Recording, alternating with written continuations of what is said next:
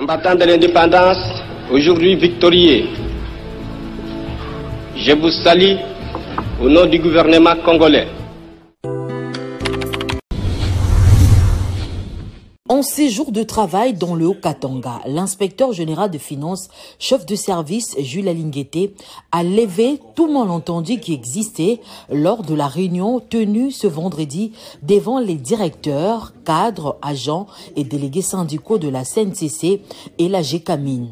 Lors de son speech, Jules Alinguete, devant ses interlocuteurs, a dévoilé les motivations de cette mission d'encadrement voulue par le chef de l'État, Félix Antoine Tshisekedi, qui vise la mobilisation de recettes en vue de doter la RDC d'un budget à la hauteur de sa taille. Le shérif de finances publiques n'est pas allé par 4 chemins pour demander aux mandataires d'accepter la mise en place des instruments de gestion de la programmation des dépenses, les plans de décaissement, socle de la gestion pour parer à toute éventualité des mégestions qu'ont connues la GECAMIN et la CNCS.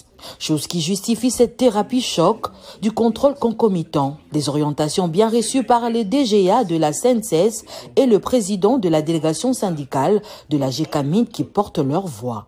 Nous sommes ravis et nous demandons et nous disons à l'IGF que la GECAMIN et les travailleurs de la GECAMIN sont disposés et seront toujours présents pour pouvoir l'accompagner.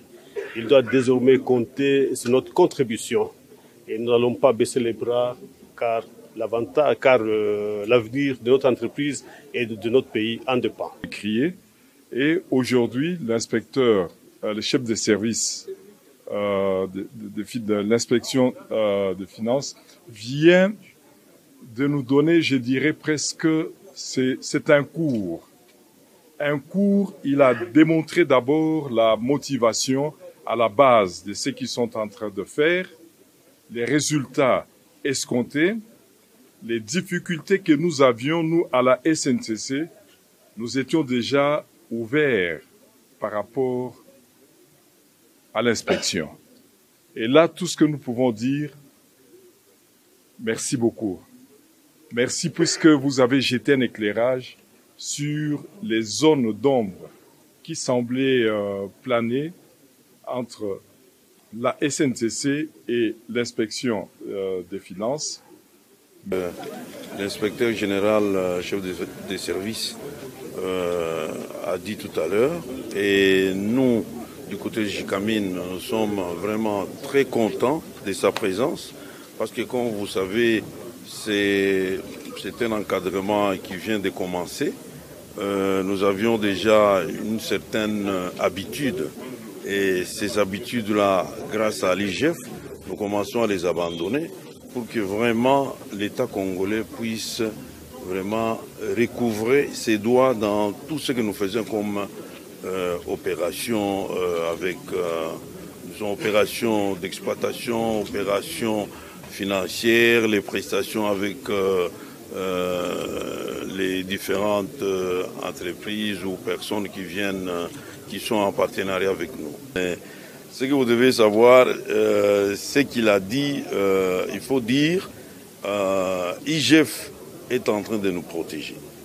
Je peux d'ailleurs vous donner un exemple. Bon, il y avait des missions, par exemple, de certains services de l'État qui venaient chez nous et c'est nous qui devrons les prendre en charge. Mais aujourd'hui, non, avec IGF, nous ne pouvons pas les prendre en charge parce que c'est supposé que d'où ils viennent, ils ont déjà les frais d'émission. Vous voyez. Donc ça ne s'efface plus aujourd'hui. Voilà, à cause de la présence de l'IGF. Je vous assure que la présence de l'IGF nous a quelque part un peu libérés. Ça, c'est le cas de le dire. Voilà. Parfois, on faisait les choses, soit sous pression, comme vous l'avez dit, je m'excuse, sous pression politique, soit on pouvait le faire par sentiment. Mais aujourd'hui, avec le contrôle que vous avez instauré, le contrôle concomitant, qui nous réjouit d'ailleurs. Et ça, je prends le risque, au nom du DG de la GECAMIN et de la SNCC, de tous les deux DG, je prends le risque de dire que même une année maximum dont vous parlez, nous, on n'est pas d'accord. Je m'excuse beaucoup. Nous souhaitons que cet encadrement soit le plus longtemps possible. Pour deux raisons. D'abord, nous nous protégeons nous-mêmes, nous les mandataires. nous nous protégeons. Quand nous effectuons une dépense qui est validée par les inspecteurs des finances, nous les mandataires, nous dormons en paix.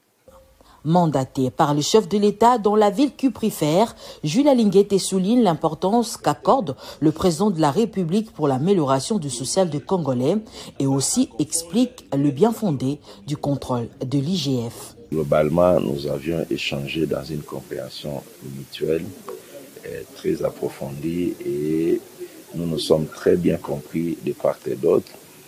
Nous avions très bien expliqué que la priorisation des paiements des avantages dus au personnel des entreprises restait au fait un objectif majeur de nos missions de contrôle.